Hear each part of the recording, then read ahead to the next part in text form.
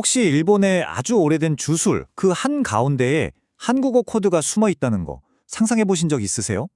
한 사람의 영혼을 되살리는 작은 주문에서부터 나라를 구했다는 신의 바람까지 이 모든 게 어쩌면 하나의 한국어 단어에서 시작됐을지도 모릅니다. 그 놀라운 언어의 요정, 지금 바로 시작합니다. 시간은 아득한 옛날, 약 1400년 전으로 거슬러 올라갑니다. 무대는 고대 일본의 황실, 한나라의 운명이 그야말로 위태롭던 시절이었죠. 거의 죽어가던 덴무천왕이 아주 비밀스러운 의식을 통해서 기적적으로 살아나게 되는데요. 만약에 그 생명을 되살린 주문 안에 고대 한국에서 건너간 비밀 코드가 숨겨져 있었다면 어떠세요?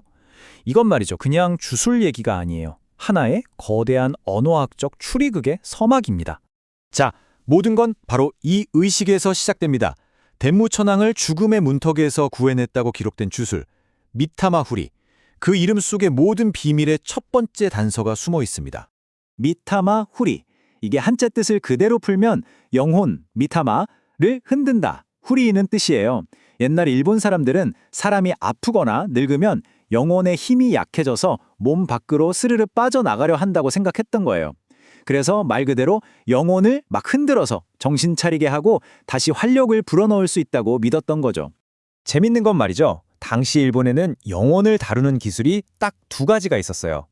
하나는 지금 얘기하는 미타마후리처럼 영혼을 흔들어서 깨우는 기술. 그리고 또 다른 하나는 미타마 시즈메라고 해서 그렇게 활성화된 영혼이 다시 도망가지 못하게 몸 안에 단단히 진정시켜 붙들어매는 기술이었죠. 그러니까 하나는 엑셀, 또 다른 하나는 브레이크, 이런 셈입니다. 자, 이제부터 진짜 언어학적 추적이 시작됩니다. 이 주술의 핵심 단어, 후리에서 아주 결정적인 단서가 드러나거든요. 네, 바로 이거요. 모든 비밀을 푸는 열쇠가 바로 여기 있습니다. 이건 언어학의 거의 기본 원칙 같은 건데요. 현대 일본어의 하행 발음, 그러니까 하, 히, 후, 해, 호 같은 소리들이 아주 먼 옛날에는 전부 파, 피, 푸, 페, 포 같은 피 발음이었다는 사실입니다. 이 간단한 변화가 정말 모든 걸 설명해 줍니다. 이 흐름을 한번 보세요. 정말 기가 막힙니다. 자, 1단계. 고대 한국에는 맺힌 것을 풀어내서 생명력을 회복시키는 의식, 살풀이가 있었죠. 핵심은 풀이입니다. 그리고 2단계, 이 개념이 일본으로 건너가서 영혼 풀이, 즉 타마풀이가 된 거예요. 그리고 마침내 3단계, 시간이 흐르면서 피 발음이 약해져서 F 발음으로 변하고 우리가 아는 타마후리가 된 거죠. 그러니까 중요한 건 이거죠.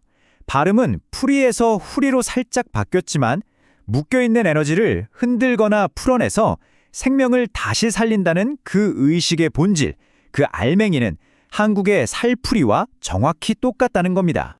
정말 재밌는 건 이 풀이라는 개념이 황실의 아주 장엄한 의식에서부터 동네 아이들이 부르는 귀여운 노래까지 일본 사회 구석구석에 스며들었다는 거예요.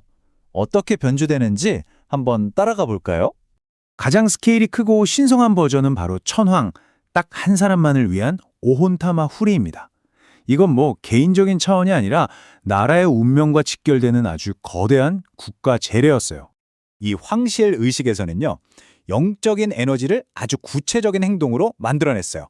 나무통 같은 걸 막 두드려서 물리적인 진동을 만들고 천황의 옷을 흔들었죠. 그리고 마지막, 이게 또 중요한데 하나, 둘, 셋 하고 숫자를 세면서 매듭을 꽉 묶어서 방금 깨어낸 영혼이 다시 빠져나가지 못하게 단단히 붙들어 맸습니다. 근데 진짜 신기한 건요, 이렇게 거창한 의식의 원리가 아주 작고 사랑스러운 주문에도 똑같이 들어있다는 거예요. 바로 아이가 막 놀다가 넘어져서 울 때 부모님이 호해주면서 아픈 건 날아가라 하고 외워주는 주문, 치칭 푸이푸이 말입니다. 아니, 어떻게 천왕의 목숨을 구하던 그 강력한 진동의 원리가 아이의 까진 무릎 상처까지 케어할 수 있었던 걸까요? 정말 대단한 적응력 아닌가요? 사실 치칭 푸이푸이가 어디서 왔냐? 여기에 대해서는 불교 주문이다, 그냥 의성어다 말이 많아요. 근데 중요한 건 그게 아니죠. 이 주문의 기능이 명확하다는 겁니다. 리드미컬한 소리의 자극, 즉 진동을 이용해서 아픔을 흔들어서 휙 날려버리고 괜찮아지게 만든다는 것. 이거 미타마우리의 원리와 정확히 똑같잖아요. 자, 이제 이야기는 클라이맥스로 향합니다. 한 개인을 살리던 치유의 기술이 어떻게 나라 전체를 지키는 거대한 힘으로 변모하게 되는지, 그 엄청난 스케일의 진화를 보시죠. 이 표를 한번 보세요. 논리가 어떻게 점프하는지 기가 막힙니다. 미타마오리가 한 사람의 영혼, 타마를 흔드는 거였다면 가미카제는 그 대상을 국가의 신, 카미로 확 바꿔버립니다.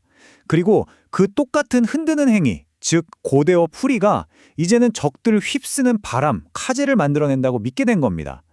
영혼을 흔들던 게 신을 흔들어 바람을 만드는 걸로 바뀐 거죠. 그러니까 결국 이거예요. 한 사람을 위한 영혼풀이라는 주술이 나라 전체를 위한 신성한 바람개를 일으키는 국가적인 주술로 그 규모가 어마어마하게 확장된 겁니다. 이걸 소리 상징으로 보면 더 명확해져요. 풀이의 프 발음은 입술을 닫았다가 팍 하고 터트리는 뭔가 깨우는 느낌이잖아요. 반면에 카제의 크는 목 안쪽에서 휙 하고 날카롭게 가르면서 나아가는 소리죠. 바람처럼요. 소리 그 자체가 이미 그 의미와 힘을 담고 있다는 겁니다. 그리고 이 모든 조각들을 하나로 꿰는 정말 중요한 일본의 전통 사상이 있습니다. 바로 코토다마, 우리말로는 얼령사상입니다. 말이나 소리 그 자체에 신비로운 심, 영혼 같은 게 깃들어 있어서 현실 세계에 직접 영향을 미칠 수 있다는 믿음이에요. 그러니까 소리는 그냥 소리가 아니라 세상을 움직이는 힘이라는 거죠. 정말 대단한 믿음 아닌가요? 정말 대단하지 않나요? 한 사람을 살리는 치유의식에서 아이를 달래는 작은 주문으로 그리고 나라를 지키는 신의 바람으로 고대 한국어의 한 소리가 일본 역사 전체를 관통하며 이렇게나 거대한 메아리가 되어 울려 퍼진 겁니다. 이 모든 이야기는 결국 우리에게 이런 질문을 던지는 것 같아요. 우리가 매일 무심코 쓰는 이 말 속에는 어쩌면 우리가 아직 발견하지 못한 어떤 고대의 코드, 또 잊혀진 힘이 잠자고 있는 건 아닐까요?